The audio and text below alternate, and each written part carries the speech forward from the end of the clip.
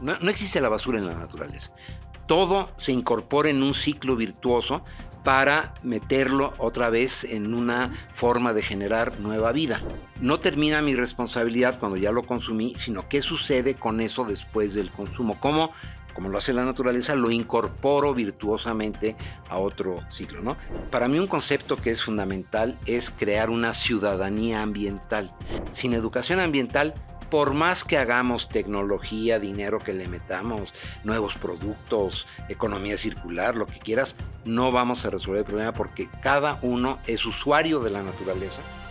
Ecomentes, el podcast de Ecose en el que hablamos con los mejores expertos sobre reciclaje y medio ambiente. Ecomentes. Hola y bienvenido a un episodio más de Ecomentes.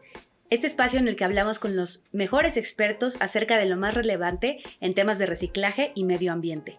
Ecomentes es para ti si tú quieres iniciar una vida más sustentable y sobre todo si quieres obtener información de primera mano, clara y sencilla de quienes más saben al respecto en México. Y hoy tengo el gusto de que nos acompañe un invitado muy especial para hablar de un tema muy importante que es la responsabilidad compartida, porque surgen muchas preguntas al respecto. ¿Qué es lo que le toca hacer a cada quien? Desde la industria, las empresas, el gobierno, la sociedad, como consumidores. Por ello les quiero presentar al famosísimo Químico Guerra. Químico, ¿cómo estás? Bienvenido a este episodio. Iraida, al contrario, el gusto es para mí.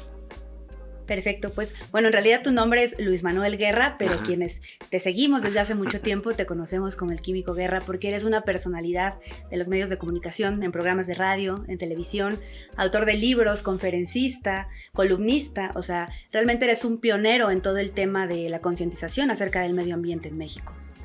Bueno, pues es que ha sido mi tema de vida, ¿no? Que te ha llevado además a tener muchos reconocimientos.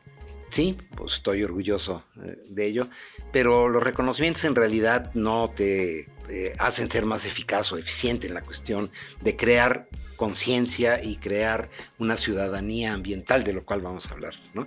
Que tiene que ver con la responsabilidad compartida, precisamente. Fíjate que ese es un tema que normalmente como que no nos gusta, ¿no? A los ambientalistas les encanta encontrar, a los radicalinskis, Claro.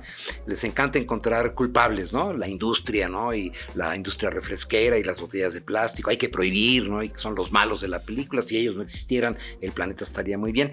Y esa es una visión parcial y por lo tanto peligrosa desde el punto de vista de lograr un avance en un manejo adecuado de nuestros recursos, ¿no?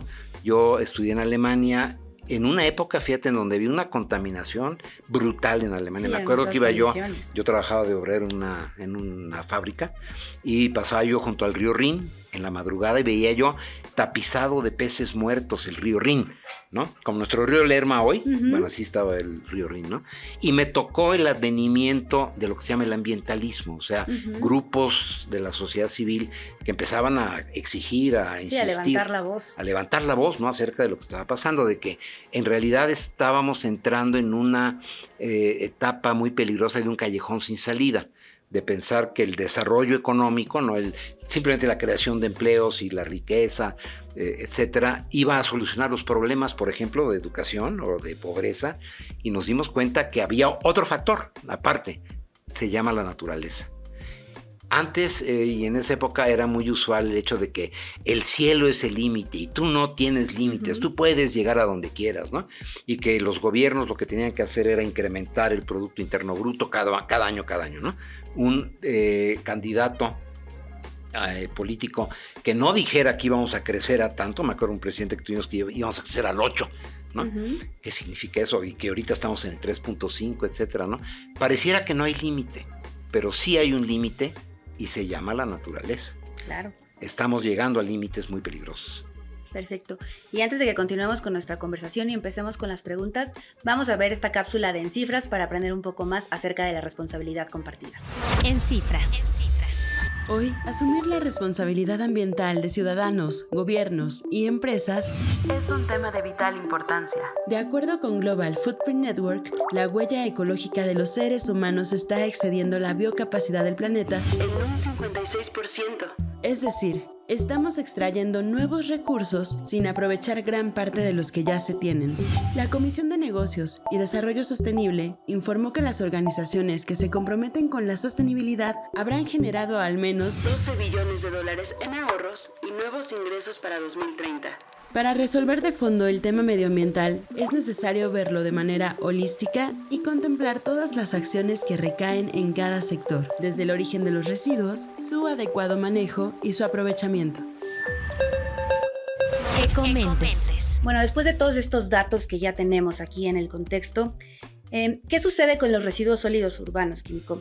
¿Quién es el responsable de que haya esta contaminación? ¿El gobierno, las empresas que fabrican los empaques y los envases o nosotros como sociedad? No, pues es evidente que somos todos, ¿no? O sea, los gobiernos tienen la obligación de fijar las normas, los límites, basados en la ciencia y el conocimiento, no con ocurrencias. ¿Cómo sería eso? Pues con los mejores datos disponibles, lo que acabamos de ver en la cápsula, ¿no? ¿Cuántas centenas de miles de toneladas de plásticos, por ejemplo, estamos tirando diariamente, ¿no? Y culpar a los residuos de los problemas ambientales que tenemos es tonto, es culpar a un objeto inanimado de una cosa que sucedió. Pues no el usuario, pero también el que lo fabricó y también el gobierno que no te fija las normas. Por ejemplo, tú no puedes tener más cantidad de un tóxico basado en datos médicos, epidemiológicos, ¿no? Tanta concentración de arsénico empieza a hacerte daño, ¿no? En la salud. En la salud, exactamente, ¿no? Fíjate que mucho de la cuestión del medio ambiente viene de la salud, la preocupación de cómo el deterioro ambiental está afectando la salud del ser humano. La contaminación del aire en la Ciudad de México, ¿no? Causa 54,000 muertes anticipadas. O sea, no se hubieran muerto esos 54,000 si no hubiera la contaminación atmosférica. Y de ahí lo tienes que relacionar con tu coche y la afinación y la emisión de gases y la verificación. Claro. Todo viene básicamente del cuidado de la vida. Nosotros tenemos, como timoneles del planeta, la obligación de cuidar la vida, a la vez que proveemos y facilitamos la creación de bienestar. No la frase política, sino realmente bienestar. ¿Cómo puedo estar bien, ¿no? Avanzando en la sociedad humana. Yo soy optimista. Yo creo que todos estos errores que hemos cometido los seres humanos, el exceso de plásticos, la deforestación, ¿no? Calentamiento global, etcétera. El consumo desmedido, o a lo mejor también desmedido. No solamente el consumo, sino que al final de la vida de un producto, pues no lo depositemos como debe ser. Ahí tocaste el punto esencial, ¿no? El plástico no es culpable, el culpable es el usuario, el que lo fabricó de cierta manera, ¿no? Te voy a dar un ejemplo de la cuestión de la fabricación. El asbesto es un mineral, ¿no? Sí. Extraordinario como aislante para el calor, para el frío, antiinflamante, o sea, para que no se quemen las casas o los edificios, etcétera, ¿no? Maravilloso. Y lo empezamos a usar ampliamente. Y luego nos dimos cuenta de que el asbesto en su fabricación suelta unas agujitas microscópicas que se alojan en los alvéolos pulmonares. Es lo que nos hace daño. Y causan asbestosis. La asbestosis se deriva en cáncer pulmonar, ¿no? Entonces dijimos, espérate, es muy bueno este producto, pero tenemos que ponerle límites. Ahí es donde entra el gobierno. El segundo es el fabricante, que el fabricante también vea cuál es el ciclo total de su producto, ¿no? No nada más venderlo y ya me desentiendo, sino decir, ¿qué va a pasar con esto? Por ejemplo, baterías de los coches, ¿no? Antes, y todavía la mayor parte son de plomo ácido.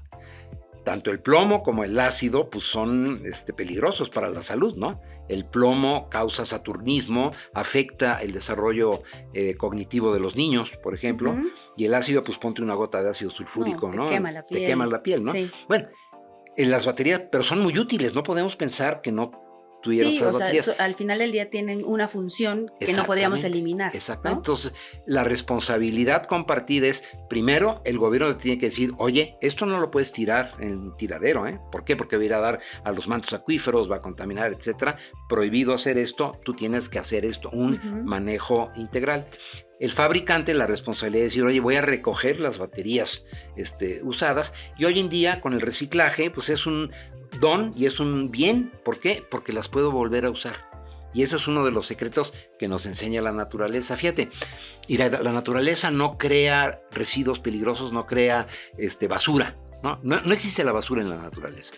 Todo se incorpora en un ciclo virtuoso para meterlo otra vez en una forma de generar nueva vida, ¿no?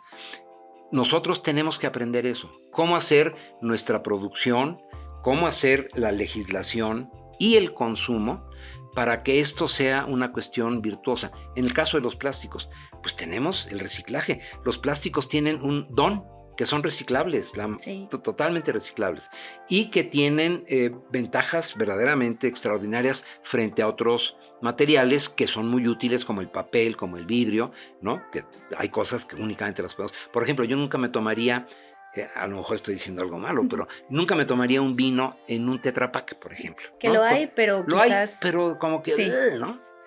O sea, yo sí exijo como consumidor que el vino, soy un enólogo y me encanta el vino, esté en un envase de vidrio, en una botella de vidrio, ¿no? Pero ahí, por ejemplo, si es un envase de plástico, pues no lo puede rechazar uno por decir, ahí tiene un puntito, ¿no? De una basura, cuando la responsabilidad para que ese envase de plástico, digamos, tenga la vida útil que, claro, porque que es necesaria. Tiene ventajas que no tiene el vidrio. Como te digo, hay preferencias, ¿no? En el caso del vino, pero hay muchas otras cosas que qué bueno que están envasadas en plástico. La huella hídrica, o sea, la cantidad de agua que se usó para producirlo, y la huella energética, cuánta energía necesité. Sí, claro. Entre una botellita de plástico y una botella de vidrio de vino, es 1 a 100. Esa es una diferencia grandísima. El vidrio afecta 100 veces más el ambiente, es lo que tenemos que entender.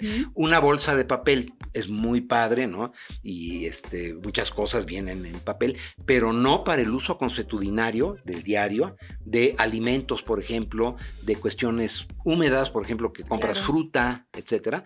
El plástico tiene propiedades que no tienen los otros materiales que ayudan al ambiente. El secreto está cómo lo manejamos. O sea, ahí sería, por ejemplo, una bolsa de plástico la puedo reutilizar más veces y cuando su vida se termina, pues digamos, ese desecho o ese residuo lo pongo en donde debe ser, ¿no? Para que su reciclaje. Ese proceso siga. O su transformación térmica, que también es una forma de reciclar, ¿no? Meter en un ciclo productivo al plástico. Pero lo que tenemos que entender es de que también como consumidores tenemos esa responsabilidad, no delegar, porque es muy fácil, ¿no? Ay, es que los refresqueros son los culpables. No, pues ¿quién consume? No, pues tú estás consumiendo. El tirar las cosas sin conciencia hoy en día es totalmente inaceptable. Claro, y ya nos quedó claro que pues somos como una cadena todos, ¿no? Y si hay un eslabón que no esté como bien fijo, pues se nos va a romper y no se van a poder cumplir los objetivos. Exactamente. Con este ejemplo en mente, ¿cuáles serían las áreas de oportunidad que tenemos en México? Bueno, pues el incentivar precisamente un manejo responsable, ¿no? Del producto en todo su ciclo de vida, post-consumo. O sea, no termina mi responsabilidad cuando ya lo consumí, sino qué sucede con eso después del consumo. Como lo hace la naturaleza, lo incorporo virtuosamente a otro ciclo, ¿no? Pero fundamentalmente también considerar esto de que tenemos una responsabilidad compartida con el planeta. No es todo culpa ni de los industriales ni del gobierno, ¿no? Por ejemplo, regresando a los plásticos, que es uno de mis temas, ¿no? Sí, principales. ¿Por qué en los países escandinavos no tienen el problema de los microplásticos, de que lleguen los plásticos al Mar del Norte, al Mar Báltico, etcétera? Sí, donde no deben estar. Donde no deben estar. ¿Y por qué aquí sí? Y en Indonesia y en Brasil, en los 5 grandes emergentes, está el 80% de los plásticos contaminantes. Prácticamente hay islas, ¿no? En el mar. Sí. China, la India, Indonesia, Brasil y México, ¿no? ¿Por qué? Porque llegan a un lugar inadecuado, no están construidos, diseñados, producidos para estar en el mar, sino para tener un consumo. Si nosotros, digamos, en una forma consciente, los plásticos los acopiamos y existen las alternativas, pues Ecose es una alternativa extraordinaria, es un ejemplo a nivel latinoamericano y también en Europa, de que existen organizaciones de la sociedad civil que están ocupadas en darte las alternativas. O sea, estoy también de acuerdo que con una educación débil, pobre, como la que tenemos los mexicanos, pues es difícil que la gente entienda, ¿no?, su responsabilidad. Pero si yo le estoy dando la alternativa, en las escuelas, por ejemplo, Ecose va a las escuelas y ahí acopia el plástico, ¿para qué? Para llevarlo a su reciclaje, ¿no? Para incorporarlo en esta economía circular. Sí, que tenga un manejo adecuado. Exacto. Ahí estás mencionando dos cosas muy importantes. Uno, la economía circular, que es como esta parte de, o sea, yo como consumidor dispongo el residuo como tiene que ser para que regrese a las empresas, y esas empresas que ya cambiaron la forma en la que están fabricando los envases lo utilicen, ¿no? Y eso viene a lo mejor de pronto de regulaciones que pone el gobierno. Entonces ahí estamos todos los actores conectados. Pero también mencionabas algo importante, que es la educación ambiental. ¿Qué papel desempeña la educación, ¿no? El hablarle a la gente, el concientizarla, el que sepa, ¿no? Cómo tienes que a lo mejor dejarle la tapa a una botella, o cuáles son los contenedores en los que lo tienes que separar. Después de usarla, o sea, ¿no? ¿Qué sucede ahí con la educación en un país como México? Ese es el eje fundamental de una sociedad que sea responsable ambientalmente, ¿no?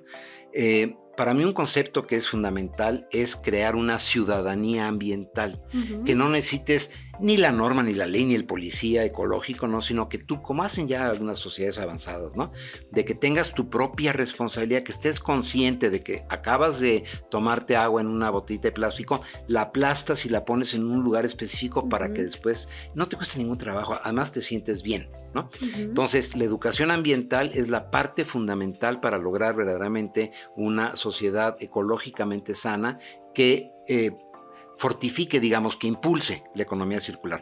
No es enchilame esta gorda la economía circular, claro, ¿no? sí, tampoco requiere es de un un día cambio, para otro. ¿no? Pero sí hay que empezar a hacerlo. Pero, por ejemplo, ahí dirías que para este concepto de ciudadanía ambiental, ¿las nuevas generaciones tienen un mayor potencial?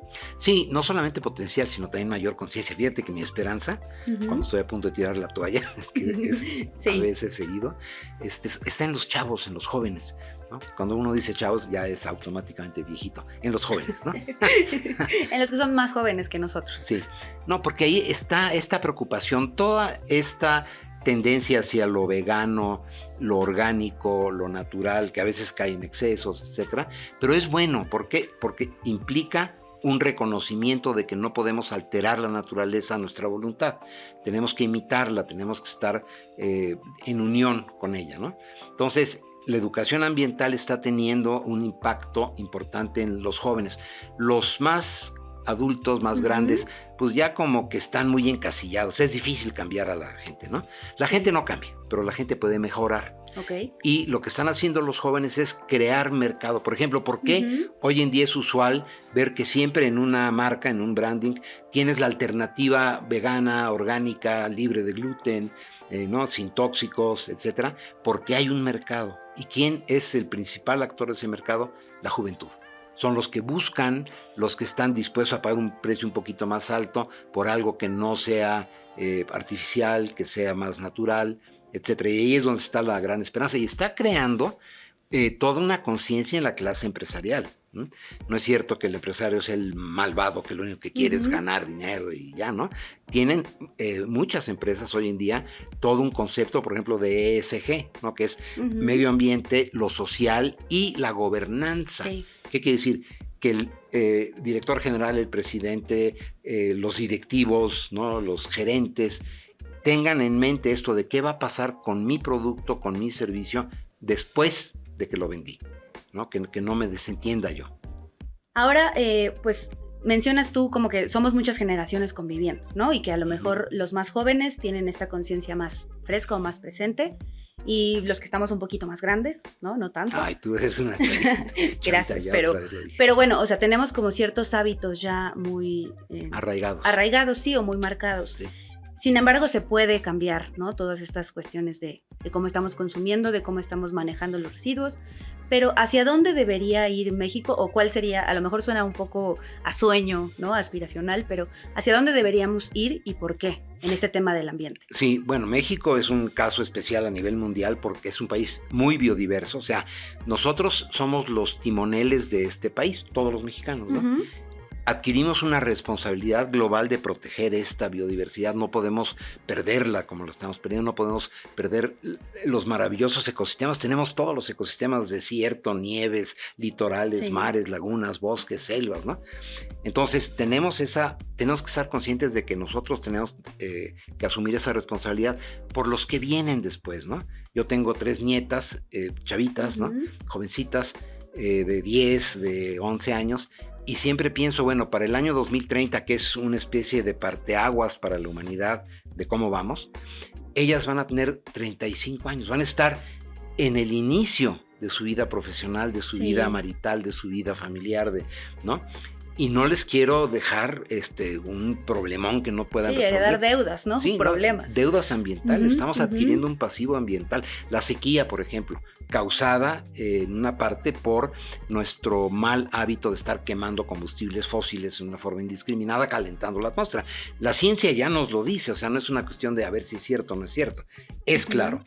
Ya íbamos en un proceso de calentamiento natural. Eso es cierto, o sea, la Tierra está saliendo de una etapa de enfriamiento y entrando ahorita a una etapa de calentamiento natural por la proximidad en la órbita con el Sol y muchos factores, ¿no? Pero a ese calentamiento natural le estamos metiendo el acelerador. Le estamos poniendo un poquito ahí. Nosotros le estamos atizando, es como ir de bajada y meter el acelerador, ¿no? Entonces ahí es donde tenemos que tener la conciencia de la responsabilidad compartida de cada uno de los actores de la sociedad. Ahí es donde regresamos a la educación ambiental. Sin educación ambiental, por más que hagamos tecnología, dinero que le metamos, nuevos productos, economía circular, lo que quieras, no vamos a resolver el problema porque cada uno es usuario de la naturaleza y adquiere una... Fíjate, es algo que en México tenemos que empezar a realmente difundir. Tú, cuando compras algo, adquieres una responsabilidad de eso que estás comprando. ¿Qué vas a hacer con ello? ¿No? Sí. Por ejemplo, en México se matan cerca de 20,000 jovencitos en accidentes automovilísticos al año. 20,000 jóvenes los perdemos por andar, ¿no? Sí, en velocidad y otros factores. Bueno, ¿vamos a prohibir los coches? Los coches son los... No. Cuando se cae un avión, pues se matan 400 gentes, ¿no? ¿Vamos a prohibir los aviones? Pues claro que no. Lo que tenemos que hacer es... imbuir, ¿no?, en el consumidor la responsabilidad que tú adquieres cuando compras algo. No es así de que es responsabilidad del que lo fabricó, pues el que lo fabricó. O del que recoge la basura, ¿no? O del que recoge la basura. Eso que dices es muy significativo respecto a la educación ambiental. Mucha gente, inclusive universitaria, que conozco, dice, no, ¿yo para qué voy a separar si cuando viene el camión de la basura lo mezcla? Sí, un mito es como enorme. Decir, ¿por qué voy a dejar de robar si el vecino está robando? Es lo mismo, ¿no? Yo tengo que cumplir con mi responsabilidad independientemente. Y además... completamente falso eso de que el camión de la basura lo revuelve. Uno de los mejores sistemas de separación de la basura lo tenemos en México con los trabajadores de limpia. Los camiones de la basura ya empiezan con la separación, el plástico, el cartón, los metales, el vidrio, ¿no? Sí. Ya lo están separando. O sea, tú tienes que aligerarle a ellos ese trabajo que es bastante pesado. Empezando en casa es tan sencillo como poner 4 botes y ya, ¿no? Para el vidrio, para el papel, para el cartón, para los plásticos, ¿no? Y aquí es muy importante un recordatorio para todas nuestras ecomentes, que eso ya lo aprendimos en un episodio anterior. Nuestro granito de arena, digamos, es la aportación de que yo le entregue una bolsa a los recolectores de la basura con mis residuos separados para ahorrarles tiempo a ellos y para que también este proceso de cuando lleguen al reciclaje pues sea más sencillo y no se queden justamente donde no deben estar. Exactamente. Ahora, hablabas de un concepto importante que es la economía circular, ¿no? Ya lo ponía yo en un ejemplo antes, como en esta cadena que estamos todos conectados, pero específicamente, ¿cómo influye esta responsabilidad compartida y diferenciada, que ya nos comentaba otro especialista en otro de nuestros episodios, a que se pueda establecer un modelo de economía circular? Bueno, la economía circular es el contemplar el ciclo de producción y de transformación de los recursos en una forma circular, no lineal, ¿no? No, yo extraigo recursos, los transformo, produzco, los vendo, ¿no? En una forma lineal, los vendo, alguien los consume y lo tira, ¿no? No, tiene que ser... Sí, lo tira y se acabó. Y se acabó tu responsabilidad, pues no es cierto, ¿no? Y ya que el universo se ocupe de eso. Mira, es tan sencillo como esto. Y te digo, otra vez hay que ver a la naturaleza, ¿no? Si yo los residuos de mi empresa, que necesariamente cualquier proceso de producción, de transformación, te lleva residuos, ¿no? O sea, se aprovecha una parte y la otra se tira, es un residuo. Si yo esos residuos los convierto en la materia prima de otra fábrica y los residuos de esa segunda los convierto en la materia prima de una tercera y una cuarta y una quinta, estoy haciendo precisamente ese círculo en donde no estoy tirando hacia afuera materia, ¿no? Claro. Sino que la estoy aprovechando. No es fácil, pero sí esto interviene en el ecodiseño, por ejemplo, de los productos, que a la hora de fabricar, el gerente de producción tenga la obligación, que no sea una cuestión así de buena voluntad, tenga la obligación de ver cómo lo podría yo hacer mejor, ¿no? ¿Qué es lo que va a pasar con la cantidad de energía? Algo que es como medio intangible, ¿no? ¿Cómo le hago yo para producir esta misma botella de plástico con menos kilowatt hora o con menos kilojoules, ¿no? Que ahí lo mencionas muy, muy claramente. Los envases de plástico son un ejemplo de PET, por ejemplo. Sí. Son una muestra muy tangible, ¿no? De cómo se está haciendo este modelo circular. Exactamente. Por ejemplo, y fíjate que luego en México tendemos a que todo mal, ¿no? Pero ejemplos como el de COSE es un orgullo para México. México tiene la planta de reciclaje de PET, grado alimenticio. Es diferente el usar, el PET es el polietileno tereftalato es un poliéster, ¿no? Es un éster. Y ese plástico. Sí, es un poliéster del cual se pueden hacer blusas, camisas, ¿no? Pantalones. Los tapetitos de los coches hoy en día todos son de PET reciclado, ¿no? Pero eso no es grado alimenticio, o sea, no te lo puedes comer porque no es otro uso. El llegar al grado alimenticio requirió una tecnología mucho más compleja y avanzada. La planta de reciclaje de PET grado alimenticio más grande del mundo está en México. No está en Alemania ni en Dinamarca, ¿no? Estamos aquí. Está aquí en México. Eso nos debe llenar de orgullo. A una planta en Atlacomulco llegan al día 8 millones de botellas diarias que estarían tiradas por ahí si no existiera este mecanismo. Entonces, ese es el secreto, ¿no? Cómo vamos a trabajar en conjunto con esta, es una responsabilidad que debemos de compartir y es diferenciada, o sea, tampoco el consumidor tiene que ser experto en procesos tecnológicos de ingeniería química, ¿no? Pues no, pero que lo produjo sí. Entonces ahí está la diferencia. El consumidor tiene la responsabilidad sobre lo que él compró, consumió y qué es lo que va a pasar con eso. Entonces ahí está el secreto de la economía circular. Que hay nada más como una aclaración. Grado alimenticio es que va a estar en contacto con algún tipo de alimento o bebida, ¿no? Grado alimenticio es para contacto humano. Ok, perfecto, Químico. Pues está muy interesante todo esto que estamos platicando, pero ahora vamos a entrar a una sección de preguntas que son un poquito más hacia el lado personal, hacia la motivación, hacia pues esta vocación que descubriste tú en todo el tema del cuidado del ambiente. Por ello, lo primero que me gustaría preguntarte es, si nos remontamos un poco hacia el pasado, ¿cuál recuerdas que fue la primera acción que hiciste que marcó quizás un antes y un después para el cuidado del ambiente? O sea, que tú sentiste que lo hiciste a favor del ambiente y que eso te cambió. Pues el tratar de vivir en una forma sustentable. Tenía yo 25 años, recién casado, estaba yo trabajando en la industria y me preocupaba mucho lo que veía yo, ¿no? Me recordaba mucho lo que vivía en Alemania. Regresé a México y me di cuenta que las cosas estaban peor, pero sobre todo por la falta de conciencia, de autoridades, de fabricantes, de consumidores. El tema del medio ambiente no era así como que prioritario, era una ocurrencia, ¿no?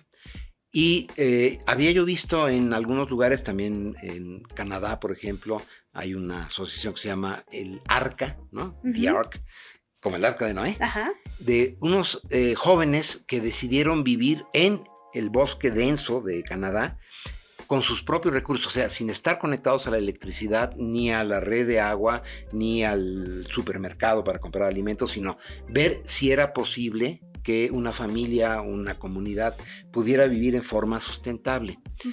Y me impactó mucho eso, que dije, bueno, ahí hay una posibilidad, ¿no? Entonces, regresé de Alemania, me choqueó mucho mi ciudad porque creció. Yo me fui a Alemania en 68, en octubre 20 de 68. Y tiempos revueltos. Muy revueltos en México, ¿no? Bueno, en el mundo. También en París habían ocurrido cosas. Bueno, en fin, el caso es de que me tocó toda esa transformación. Regreso a mi Ciudad de México y fue el detonante del crecimiento exponencial de la Ciudad de México, ¿no? Como que no la reconocí, dije, qué cosa, ¿no? Entonces, habiendo visto esos ejemplos, dije, bueno, ¿por qué no lo intento? Y en vez de estar hablando, ya tenía yo amigos ambientalistas preocupados, ¿no? Pero me llamaba la atención que eran ambientalistas de café, ¿no? Se bañaban con la llave abierta, ¿no? fumaban, etcétera, y radikalinskis, ¿no? En contra de las empresas, etcétera. Y decía yo, esto no me checa. O sea, sí, como que no hay una congruencia. No había congruencia, exacto. Y entonces me dediqué a adquirir un terreno que pudiera yo pagar. Yo en ese entonces ganaba 15,000 pesos como analista en un laboratorio psicoquímico, ¿no? Y pues me daban un crédito, era del ISSSTE, era del gobierno, entonces me daban un crédito por 30,000 pesos. Entonces, esto fue en el año 74 y me dediqué a buscar un lugar fuera de la Ciudad de México, pero suficientemente cerca de la UNAM. Yo era maestro ahí, y era mi fuente de ingresos, etcétera, ¿no? Y el laboratorio donde yo trabajaba estaba en la Ciudad de México. Entonces, que pudiera yo llegar diario de una forma razonable para no ser incongruente, ¿no? No te vas a gastar 20 litros de gasolina diarios y ser muy ecologista, ¿no?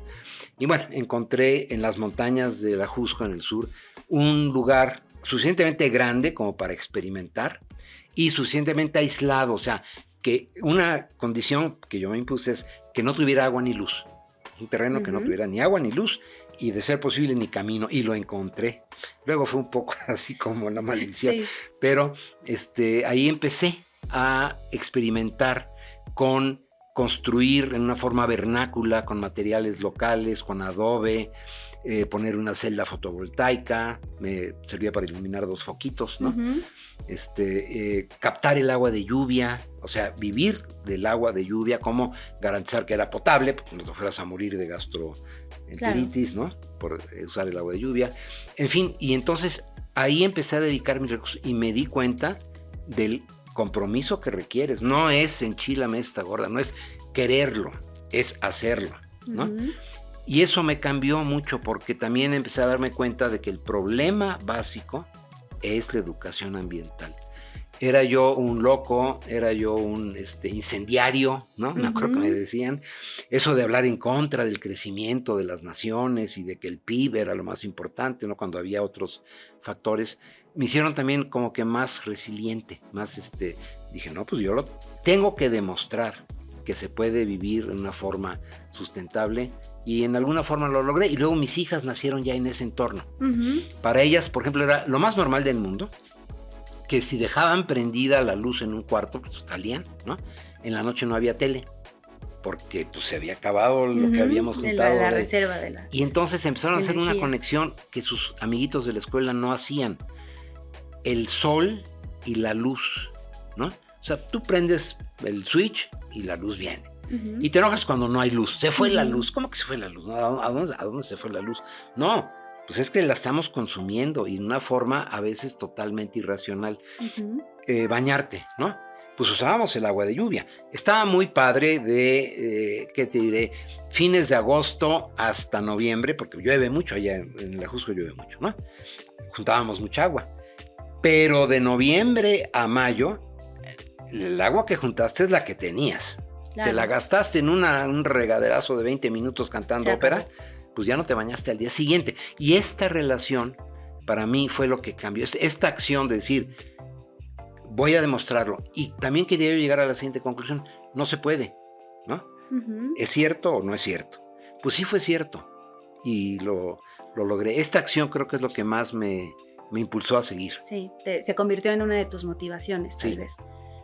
Justo hablando de las motivaciones, ¿cuáles enlistarías a lo mejor como las 3 principales que te hacen seguir trabajando en este tema y no, pues, renunciar, digamos, aunque haya obstáculos en el camino? Pues básicamente el conocimiento, también basado en la ciencia, eso es algo muy importante, no en dichos, ocurrencias. Vamos derecho al precipicio, ¿no? Se va a acabar la tierra, ¿no? Yo, analizando realmente lo que somos, de dónde venimos, hacia dónde vamos, sé que la vida es muy, muy resistente, que la vida va a seguir en el planeta aún sin los seres humanos. O sea, no es una lucha por la vida, para empezar, porque eso es algo que dicen mucho los ambientalistas, ¿no? No es cierto, o sea, la vida va a seguir. Una prueba es, cuando se extinguieron los dinosaurios, hace 60 millones de años, se extinguió el 80% de la vida. Pensamos en los dinosaurios, pero se extinguieron una gran cantidad de especies, el 80%. Y hoy en día tenemos más especies que cuando vivían los dinosaurios, ¿no? Eso te indica que la vida en sí es una magia, es una fuerza, ¿no? Entonces no nos debemos de preocupar por preservar la vida, por preservar la permanencia del ser humano en el planeta, ¿no? Esa es la responsabilidad. Entonces, cuando estoy a punto de tirar la toalla, siempre digo, no, pues hay gente que sigue trabajando en esto, vale la pena, y sí es posible, sí se puede, ¿no? Y hay, pues, pensadores, escritores que me han influido. Teilhard de Chardin fue un gran científico, un jesuita que habla de algo muy importante, fíjate. A lo mejor voy a ser medio filosófico, pero él dice, Teilhard de Chardin, el hombre es Dios en proceso. Y yo creo firmemente de que la naturaleza es extremadamente equilibrada, sabia, y que va permitiendo la evolución biológica, creando nuevas especies, se desaparecen otras en un concierto maravilloso de energía vital. Y entonces, ¿por qué surgió el ser humano? Desde el punto de vista estrictamente biológico, la vida en el planeta estaría mejor sin el ser humano, ¿estás de acuerdo?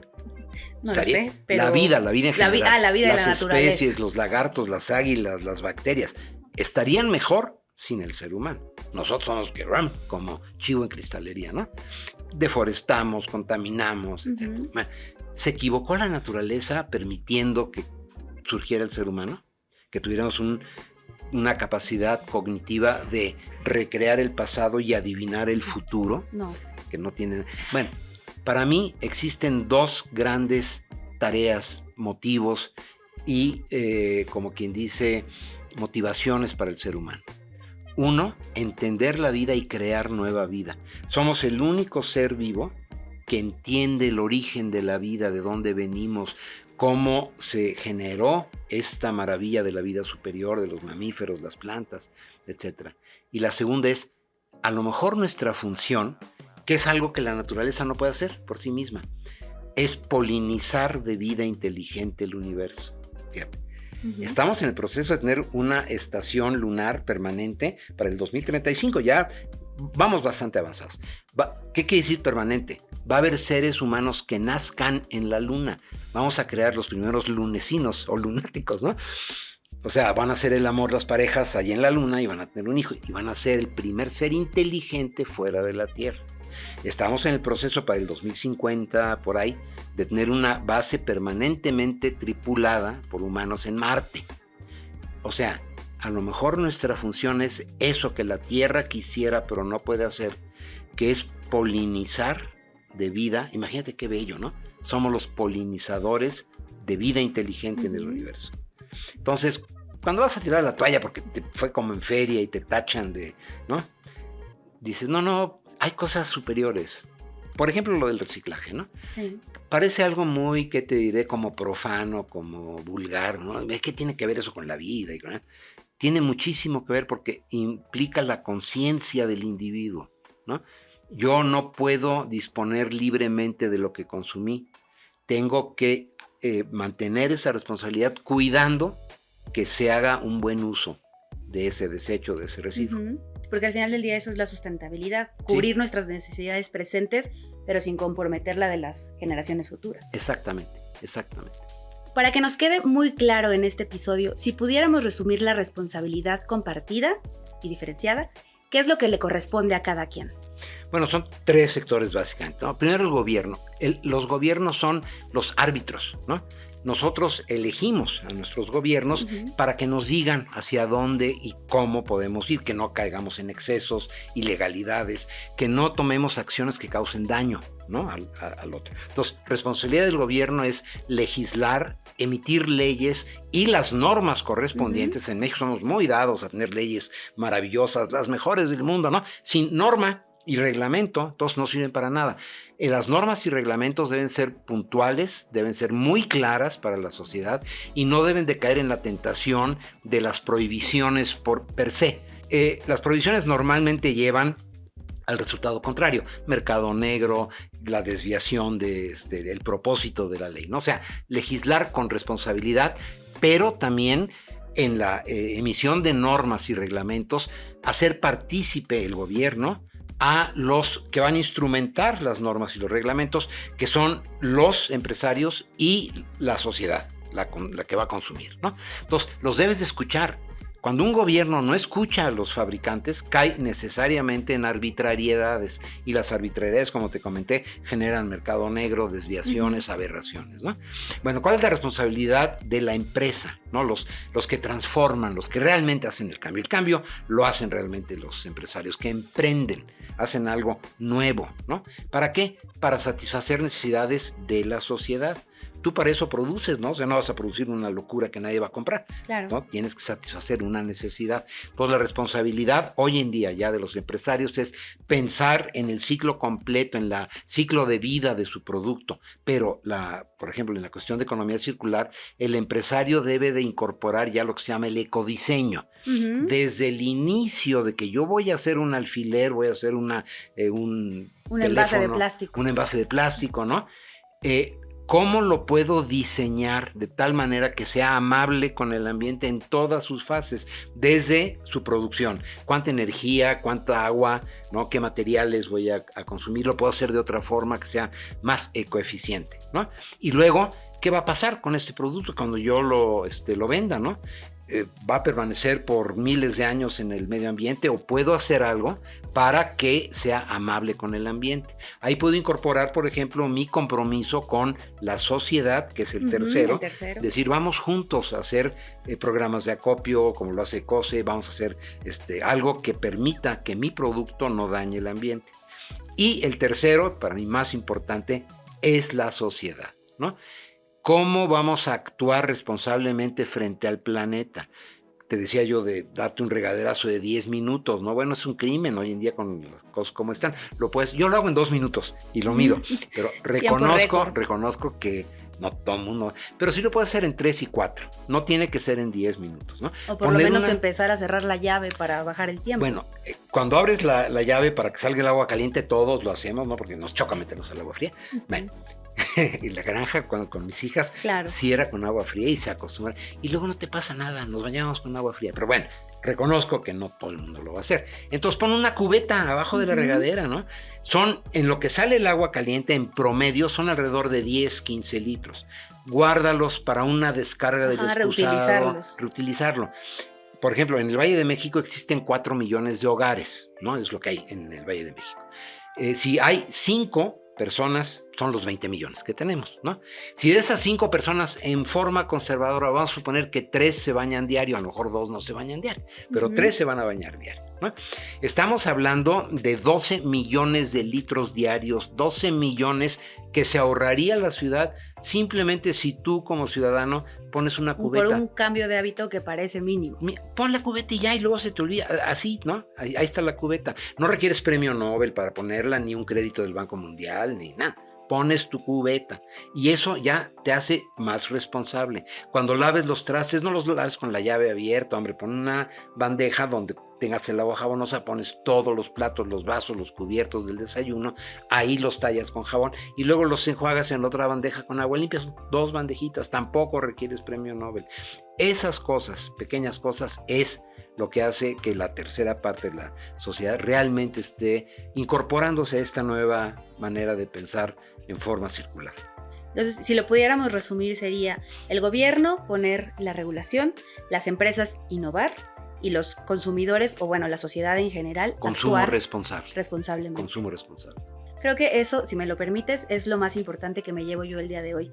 El que me tengo que convertir en una consumidora más responsable, ¿no? Para poder asumir la parte que me toca, informarme, leer de pronto en las etiquetas de los productos, ahí mismo te dice estos pasos de lo que tienes que hacer. Entonces, justo como ya lo decíamos, la educación es un pilar fundamental. Sí, definitivamente. Perfecto, Químico Guerra. Pues muchísimas gracias por estar hoy con nosotros. Definitivamente pusiste todas las ecomentes de quienes estamos aquí, de quienes nos están escuchando a trabajar. Y pues será un gusto volverte a tener en un próximo episodio. Ay, gracias, Iraida. Para mí fue un gusto también. Muchísimas gracias. Y pues a todos los que nos están escuchando les recordamos que nos sigan en redes sociales para que nos envíen sus preguntas o las dudas que tengan con nuestros especialistas. En Instagram, Facebook y Twitter nos encuentran como ECOCEAC y en YouTube como ECOCEMX. Y también que activen las notificaciones para saber cuando haya nuevos episodios y sobre todo que los compartan porque queremos muchas más ecomentes en nuestra comunidad. Yo soy Iraida Rodríguez y muchísimas gracias. Nos vemos en el próximo episodio. Gracias por escuchar Ecomentes. el podcast de Ecose que te ayuda a conocer todo lo que necesitas saber sobre sustentabilidad y medio ambiente. Síguenos en ecose.mx y en nuestras redes sociales como Ecose AC.